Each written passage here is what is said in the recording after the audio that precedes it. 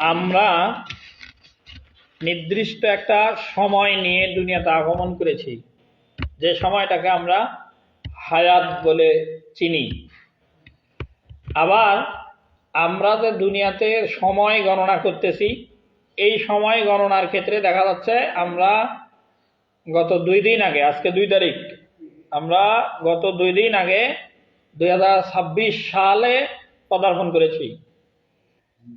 আসলে এই সময় গণনা শুরু হয়েছিল কখন, এটা একটা জানার বিষয়। আজ থেকে 2026 বছর আগে একজন নবী দুনিয়াতে জন্মগ্রহণ করেন, আগমন করেন, যার জন্ম থেকে শুরু করে আজকে সময় পৌঁছে গেছে 2026 বছর। সেই নবীর নাম হযরতে ঈসা আলাইহিস সালাম। ঈসা আলাইহিস সালাম ইসলাম ধর্মের কাছে, আমাদের কাছে নবীকে আমরা ঈসা আলাইহিস সালাম বলে জানি, পরিচিত। যারা খ্রিস্টান তারা ঈসা আলাইহিস সালামকে ঈসা নামে অভিহিত করে না। যারা খ্রিস্টান ধর্মের অনুসারী তারা ঈসা আলাইহিস সালামকে যিশু খ্রিস্ট বলে। এই যে ঈসা আলাইহিস সালামকে তারা যিশু খ্রিস্ট বলে, এ কারণেই অনেক জায়গাতে লেখা থাকে, দেখা যায় যে আপনারাও দেখে থাকবেন যে 2026 খ্রিস্টাব্দ এরকম লেখা থাকে। 2025 খ্রিস্টাব্দ এতদিন ছিল, এখন গত 2 দিন থেকে 2026 খ্রিস্টাব্দ লেখা শুরু হয়েছে। আবার 1 বছর চলবে, এভাবে প্রতি বছর যাচ্ছে। আমরা সময়টাকে খ্রিস্টাব্দ আসলে লিখতেছি। এটা আসলে মুসলমানদের এই খ্রিস্টাব্দ কথাটা খ্রিস্টানদের সাথে সম্পর্কিত। মূলের শব্দটা সঠিক বিশুদ্ধতা হলো 2026 ঈসাই, কেননা ঈসা নবীর সাথে জন্মের সাথে সম্পর্কিত এই তারিখ। ঈসা আলাইহিস সালাম আজকে থেকে 2026 বছর আগে দুনিয়াতে আগমন করেন। তার জন্মের দিন থেকে সময় গণনা শুরু হয়, আর সেই গুনতে গুনতে আজকে পর্যন্ত আমরা এসে পৌঁছেছি 2026 বছরে।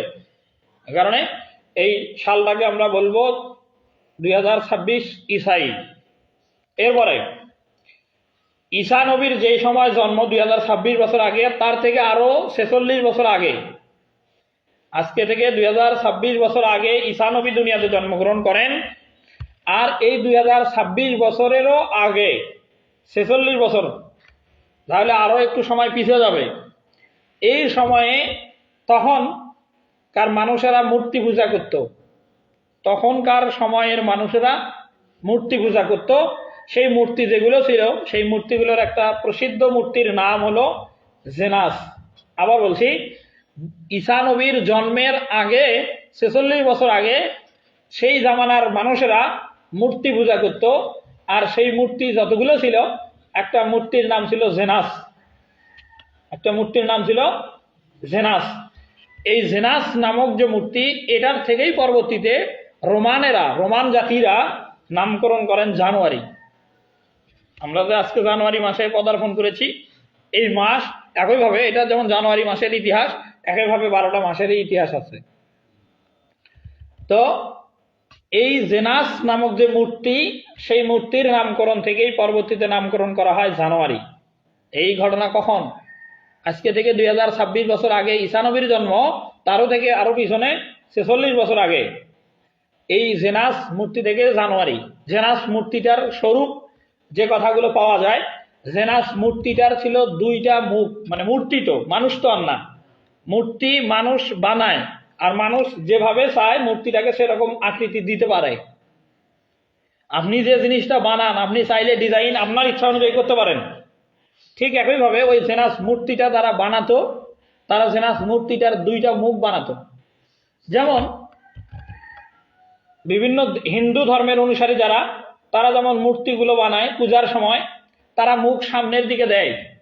ওই যারা মূর্তি বানায় তারা যদি চায় যে মুখ আরেকটা পিছনের দিকে দেব, সম্ভব নয়? অবশ্যই সম্ভব। তো ওই জেনাস মূর্তিটার তারা 2টা মুখ নির্মাণ করতো, বানাতো। একটা মুখ থাকতো সামনের দিকে, আরেকটা মুখ থাকতো পিছনের দিকে। এই সামনের দিকে আর পিছনের দিকে মুখ দিয়ে সেই জামানার মূর্তি পূজা যারা করতো, তারা মনে করতো এই জেনাস মূর্তি তাদের অতীত, পিছনের মুখ দিয়ে তারা অতীত বুঝাইতো, আর সামনের মুখ দিয়ে তারা ভবিষ্যৎ বুঝাতো। এই জেনাস মূর্তির যদি আমরা পূজা করি, ইবাদত করি, নাউজুবিল্লাহ, যে জেনাস মূর্তির মুখ যেহেতু 2টা, একটা সামনে আর একটা পিছনে, আমাদেরও জীবনটা 2 ভাগ, একটা অতীত আর একটা ভবিষ্যৎ। ওই জামানার লোকদের বিশ্বাস যে জেনাস মূর্তির মুখ দুইটা, আর আমাদেরও চিন্তা অতীত আর ভবিষ্যৎ। এই জেনাস মূর্তির মুখ দুইটা, একটা অতীত আর একটা ভবিষ্যৎ। এই জেনাস মূর্তি আমাদের অতীত জানে, আমাদের ভবিষ্যৎ জানে। এই কারণে জেনাস মূর্তিকে আমাদের ইবাদত করতে হবে। এটা সেই জামানার যারা মূর্তি পূজারী তাদের চিন্তা ছিল। অথচ জেনাস মূর্তির কোনো ক্ষমতা নাই, কিছুই করার ক্ষমতা নাই। আমরা আল্লাহ তাআলা সম্পর্কে যে কথা জানি, এই কথাকেই তারা জেনাস মূর্তির জন্য সাব্যস্ত করেছিল। আয়াতুল কুরসি আমরা যারা মুখস্থ করি, নিয়মিত পড়ি নামাজের শেষে, এই আয়াতুল কুরসিতে যে আমরা আল্লাহ তাআলা সম্পর্কে বলি যে ইয়ালামু মা বাইনা আইদিহিম ওয়া মা খালফাহুম, এই কথা আছে না, ইয়ালামু মা বাইনা আইদিহিম ওয়া মা খালফাহুম। ইয়ালামু মানে আল্লাহ জানে, মা বাইনা আইদিহিম মানে তাদের সামনে যা আছে, মানে আমাদের সামনে যা আছে এটা আল্লাহ জানে। ওয়া মা খালফাহুম মানে আমাদের পিছনে যা আছে এটাও আল্লাহ জানে। যে জিনিসটা আল্লাহ তাআলার জন্য খাস, এই মানুষের ভবিষ্যৎ অতীত, এগুলো অতীত এবং অতীতের জ্ঞান তো আল্লাহ তাআলার কাছে আছেই, এবং মানুষের অদূর ভবিষ্যৎ পর্যন্ত কি কি ঘটবে পুরোটাই আল্লাহ তাআলাই একমাত্র জানেন, আর কেউ জানে না। এটা তারা মনে করত এই জেনাস থেকে এটা আসছে। এই কারণে অতীতের মূর্তি পূজারীদের চিন্তা যে অতীতটা যেন তাদের ভুল ত্রুটি যদি হয়ে থাকে, সেই জামানার মূর্তি পূজকেরা বিশ্বাস করতো ভুল ত্রুটি যদি আমাদের হয়ে থাকে, জেনাস দেবতা যেন আমাদেরকে সেগুলো মাফ করে দেয়, নাউজুবিল্লাহ। এবং আমাদের সামনে যে আগত ভবিষ্যৎ পড়ে আছে, এই ভবিষ্যৎটা যেন এই জেনাস নামক দেবতা আমাদের জন্য কল্যাণকর করে দেয়, নাউজুবিল্লাহ। অথচ জেনাসের অতীতেরও কিছু করার ক্ষমতা ছিল না, এখনো নাই, ভবিষ্যতেও থাকবে না। এই কারণে অতীত এবং ভবিষ্যৎ তারা পিছে ফেলতো তাদের গণনা অনুযায়ী, যেহেতু 12টা মাস, আর জানুয়ারি দিয়েই 12 মাসের প্রথম মাস শুরু হয়।